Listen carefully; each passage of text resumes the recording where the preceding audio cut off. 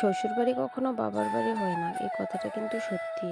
তবুও কিছু কিছু শ্বশুরবাড়ি কিন্তু বাবার বাড়ির যেমনটা মতোই আমার হয়। শ্বশুরবাড়ি। আমার শ্বশুরবাড়ি আর বাবার বাড়ির মধ্যে কিন্তু আমি পার্থক্য তো কখনো হ্যালো খুঁজে পাই না। এভরিওয়ান, সবাই কেমন আছো? আশা করতেছি তোমরা সবাই ভালো আছো আর আমিও বেশ ভালো আছি।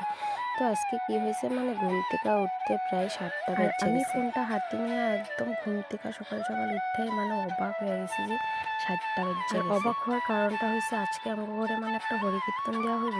তো তার লেগে আর কি কাজকর্ম তো তো যাই হোক, থাকেই। আমার কিন্তু শ্বশুর নাই, খালি শাশুড়িটাই আছে। আর শাশুড়ি ওরকম তো খ্যাং যাই করে হোক, না। 7টার সময় ঘুম থেকে উঠে কাজে লাগিয়ে পড়লাম।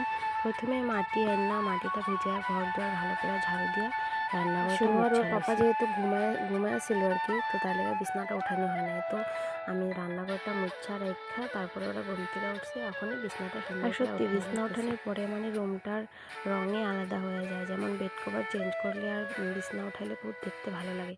তো তারপর আমি বিছনা টিছনা উঠাই, এখানে আর বারান্দাটাও আজকে কি লেপা হয়েছে, ঘুম লাইতেছি। থেকে উঠাই দেখি যে বৃষ্টি পড়ছে রাত্রে, আমার তো কিন্তু খবরই নেই। আর বৃষ্টির মধ্যে লেপার তো একটুও যাই হোক, ইচ্ছাও হয় লেপাপোছা না। তো করতেই হবে। ঘরে একটা পূজা টুজা হইলে যদি লেপাপোছা না হয় তো কেমন লাগে না। তো এখানে আমি ওই রুমটা ভালো করে মুছা, এই রুমটা মুছা লাইতেছি। আর এই পাশে শাশুড়ি গোবর গুলতেছে উঠান আবার এই লিপবার লিগা। দরজাটা আমি লিপি নাই তখন, যেহেতু ঘর থেকে বারে বারে বার করা হয়, ঢোকা হয়, তো তার লেগে কামে যাওয়ার পরেই বারান্দাটা মানে দুয়ারটা মুছতেছি আর কি।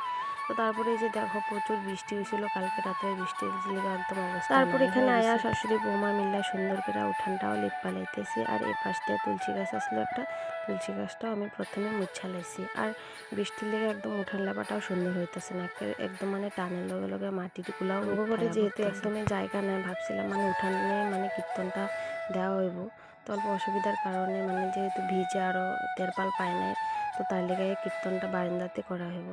তো তারপরে আমি উঠান চুটান লেপ্পা এখানে স্নান টান কইরা আয়া ভাতটা তো যেহেতু বহাইয়া সকাল দিছি। থেকে চা চা কিছু খাওয়া হয় না আমগো ঘরে, মানে মানুষ এলেই চা বানিয়ে নিতে হয়। এমনি আমগো ঘরে ঘরে চাটা আমি একদম কমতি বানাই, কেউ খাইতে চায় না।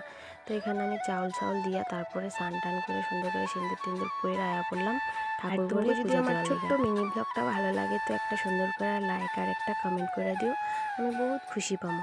তো যাই হোক, এখানে দেখতে দেখতে আমার পূজা দেওয়া শেষ। আয়া দেখতাছি মটরগুলো একদম শক্ত রয়ে গেছে, সিদ্ধ ভাবছিলাম হয় মানে নাই। মটর দিয়া আলু দিয়া নিরামিষ রান্না করুম, তো এরকম তো হয় নাই, মটরগুলো একদম শক্ত, তো তার লেগে লাবড়ার লগে দিয়া দিছি। আর আজকে যেহেতু কীর্তন, ভাবছিলাম নিরামিষ রান্না বান্না করুম। তো একটা কারণবশত একজন মানুষ এসেছিল অতিথি আর কি, তো তার লেগে মানে মাছটা রান্না হয়েছিল। কয়েক পিস মাছ আসলো ফ্রিজে, ওইগুলা দিয়ে কোয়াশ দিয়ে রান্না মা করুম এখানে আর মালা পটল ভাজা। বানাইতেছে, আর এখানে আমি তারপরে পান মানে সুন্দর করে কাইটটা ধুয়ে সাফা করে রাখতেছি আর সুপারি আর কাটতেছি। আজকের আর কীর্তনটাই বারান্দাতে দেওয়া হইব, তার লেগে আমি কিন্তু সব ফল টল সব সুন্দর করে প্রথমে ধুয়ে ধুয়ে রেডি করে রাখছি। আর এখানে দেখো বেড কভার সেট কভার বিছানো হয়ে গেছে, কীর্তনও শুরু হয়ে গেছে। আর আজকের ভিডিওটা এখানেই শেষ করলাম। সবাই ভালো থাকো, সুস্থ থাকো। Bye bye, love you all.